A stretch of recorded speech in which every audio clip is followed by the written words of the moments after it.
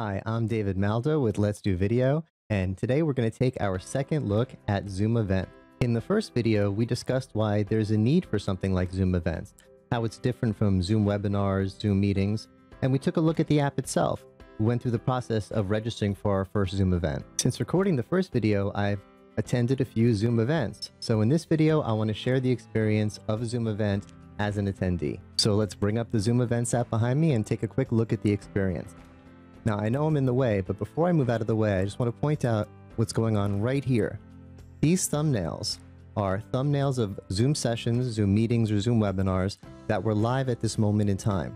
And by clicking on any one of them, I can bring that one up in the preview window over here. So the experience winds up looking more like this. In this preview window is whatever session you want to look at any point in time. So in our lobby, we have our preview window showing our session of choice. We have our thumbnails of other live sessions we can preview at any time. Below me is the bar of in progress and starting soon sessions. We can look through, scroll through forward in the day and see what we want to watch. And also we can join live sessions from there.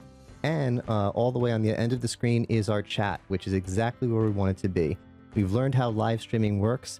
An event is not like a webinar. It's not a meeting. An event is a live stream, and that's the way we do chat and live streaming. One weird quirk I noticed with the lobby is when I clicked on thumbnails to the left, I expected them to just sort of highlight or have a border and then present themselves here, but they would disappear from the list. So the list to my left there would move around, your right, my left. It would move around as I would click on it, and it was a little confusing to navigate through the thumbnails. As long as they all just stay there persistently, it should be easy enough to just click on them and see your preview of choice. So hopefully Zoom will fix that. Now, I love the fact that you could just stay in this lobby view all day.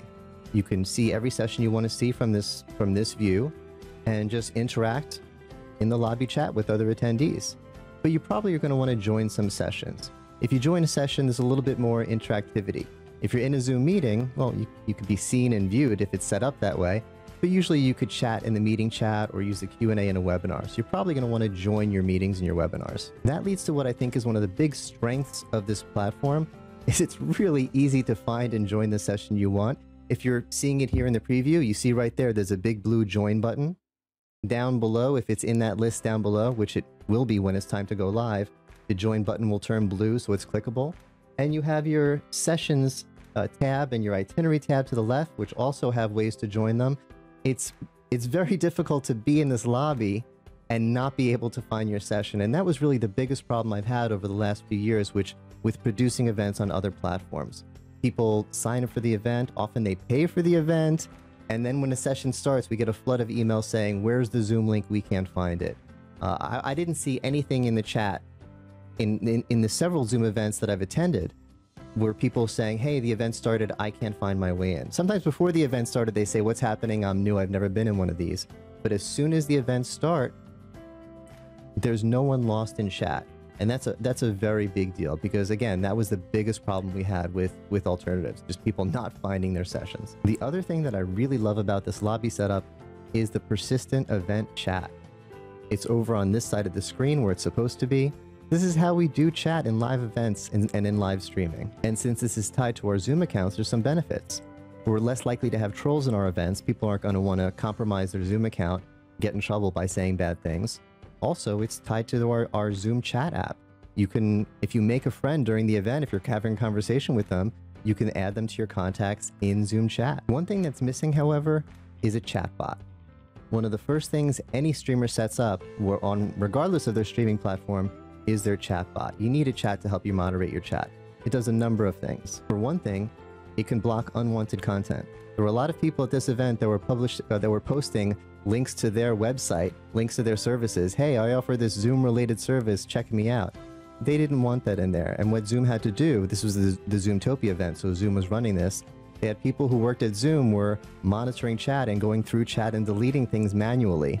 It's a very manual process, and it's just not the way to do it. It should be automated throughout with a bot. A bot can also help with interactivity in a number of ways. To be clear, a chatbot presents itself as if it was a person in the chat. It has a name, Zoom concierge, Zoom administrative help bot, whatever we want to call it, and it chats in the chat. So it could do a lot of things. It could do announcements every 5 minutes. For more information about our sponsors, click here. It could answer questions. If someone types info, it could give a little information. It could even do a raffle. It can collect people's names and pick a winner. There's a lot of really amazing event-related things that you could do with a bot. While third-party bots are available, and it might be possible to integrate them somehow or use them and connect them in some way, I think it really makes sense for there to be a bot that's part of this app. When you set up your event, when you set up your ticketing, when you set up your webinars and your meetings for the event, set up your speakers, you should set up your bot. It should be in this engine. So that covers the lobby. Let's see what happens when we click one of those join buttons and get into a session. Well, it's a Zoom webinar. And to be clear, it is literally a Zoom webinar. It's not a special version that works with Zoom events. There is no difference between this webinar and every Zoom webinar you've ever attended. The only difference is the way it's being used. This isn't being used for a webinar. This is being used for a live event. That means there's more interactivity. And that leads to a problem, which is the chat problem. The chat is set up for a webinar. It's not set up for a live event with thousands and thousands of people. So it's set to pop up every time someone says something new. That's how we do it in Zoom meetings. Hey, I want to share a link with you. It pops up, everyone can see it. This doesn't work when you have thousands of people talking at once. What happens is it moves too fast to see it, and it's distracting. So while Eric was talking and everyone should be paying attention to Eric, we wound up having a conversation here about, hey, how do you stop this from happening? People were complaining about it in the chat. It made the problem just double on itself. It just kept getting worse and worse. Now, there is a workaround to this, but the Zoom events experience shouldn't be about workarounds. It should be about very easy, intuitive things like everything else at Zoom. The workaround is you click on the chat and it brings up a window, and then you just move that window to another screen, or you make it smaller, or you get it out of the way. But if you minimize it, this starts popping up again.